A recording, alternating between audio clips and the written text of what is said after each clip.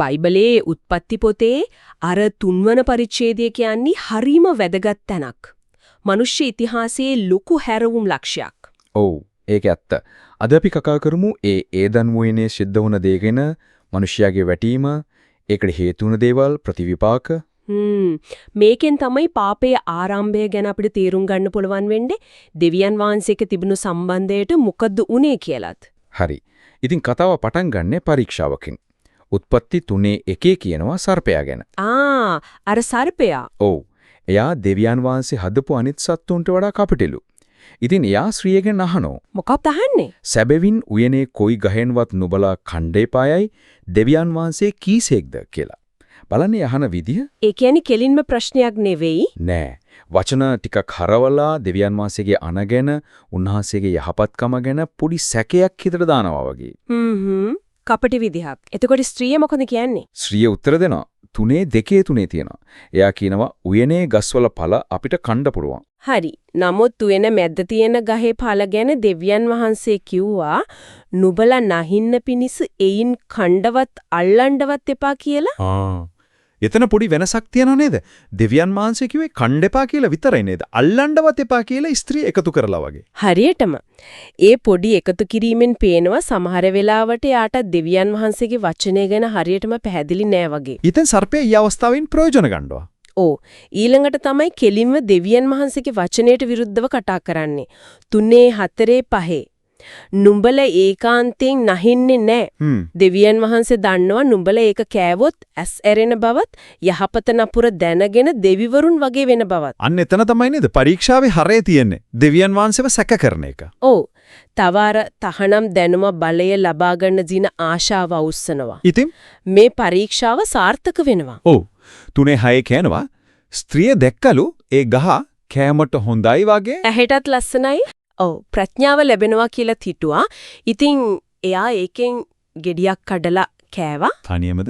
නෑ. එයා එක්ක හිටපු පුරුෂයාට ආදම්ටත් දුන්නා. ඔහුත් කෑවා. ආදම් මුකුත් කිව්වේ නැද්ද? බයිබලයේ ඒ වෙලාවේ මුකුත් කියපු බවක් සඳහන් වෙන්නේ නෑ. නිහඬවම සහභාගී වෙලා. ඊටුකුද ප්‍රතිඵලය මොකද්ද? ක්ෂණික ප්‍රතිඵලය 3:7 තියනවා. එවිට ඒ දෙදෙනාගේම ඇස් ඇරුණේ තමුන් නග්නව සිටින බව ඔහු දැන. ඒ කියන්නේ සර්පයා කිව්වා වගේ ඇස් ඇරුණා. ඔව් ඒ තියාලා බලාපොරොත්තු වුණ විදිහට නැවිලි.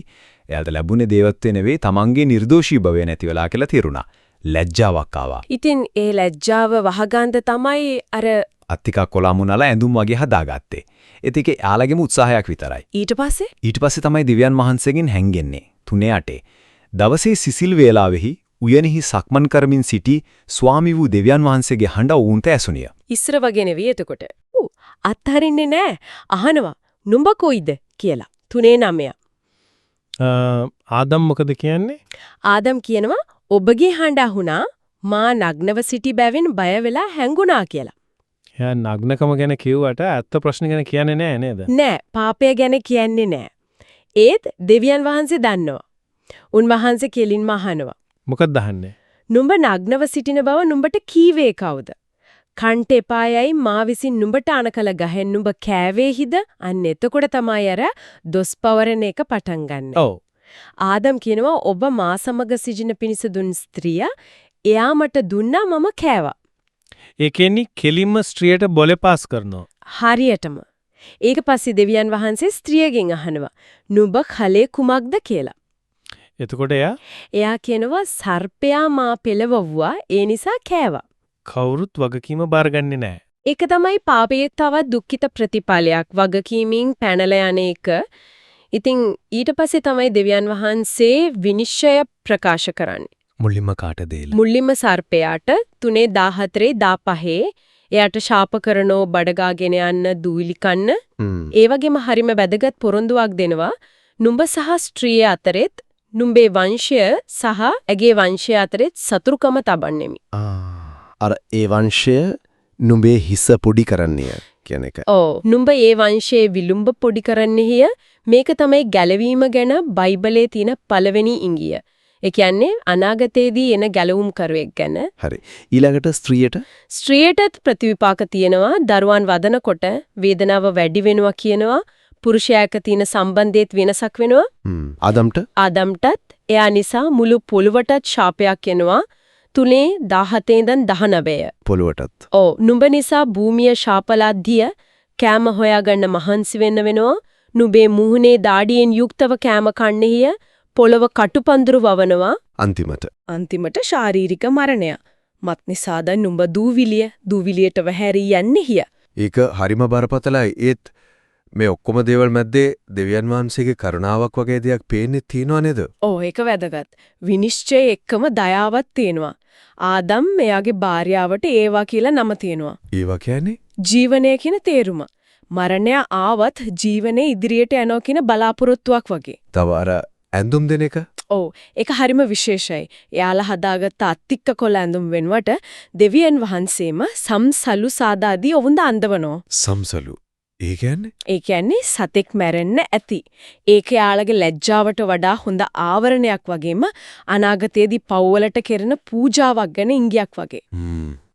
ඉතින් අන්තිමට යාළව එදනියෙනෙන් පිට කරනවා.